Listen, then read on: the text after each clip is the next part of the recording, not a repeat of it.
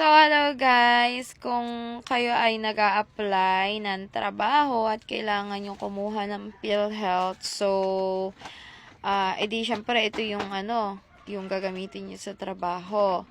So, pwede kayong pumunta sa San Pablo kasi doon naman talaga kumukuha. Or, meron din naman sa may, sa Lucena, sa Grand Terminal kasi, magkakadikit na kasi sa sa Grand Terminal. Meron ng SS, pwede ka nang kumuha doon ng SS. PhilHealth, Pag-ibig, na andun na siya lahat sa sa Lucena, sa Grand Terminal. So, paano nga ba pumunta doon kung ikaw ay taga-PAMI? Siyempre, sasakay ka lang ng AH, sabihin mo lang sa Lucena Grand Terminal ka, makakapunta ka na doon, mga mi.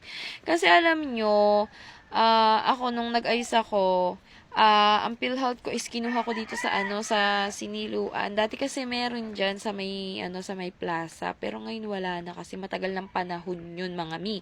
Kaya kung PhilHealth lang ang tukoy mo, edi pumunta ka ng San Pablo. So paano nga ba kung ikaw ay taga-PAMI, di pumunta ka ng paradahan ng Siniluan, tapos Siniluan to San Pablo, tapos babalik ka. So 'yun. Kung gusto mo naman na sa Lucena, pwede rin sa Lucena, sasakay ka lang ng AH.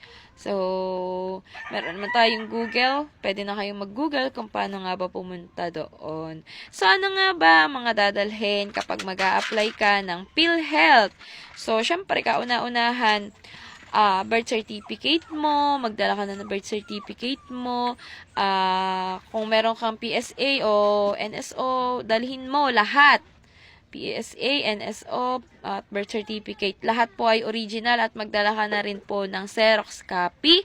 Tapos ay Xerox po ng inyong ID, for lang naman, security. Kasi baka hanapan ka, 'di ba?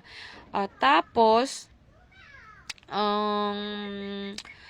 kunwari, sino ba ang gusto mong, halimbawa, may anak ka, beneficiary mo, kung sinong ilalagay mo beneficiary mo, dadalhin mo din yung kanyang birth certificate. So, yun po yung kailangan kapag mag-apply ka po ng PhilHealth.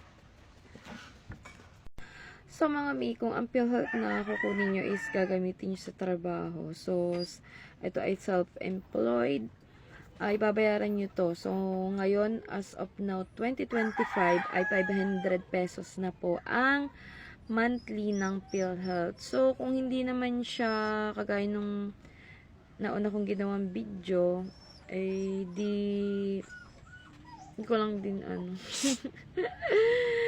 So, saka na ulit ako magpo-post ng mga video. So, thank you for watching.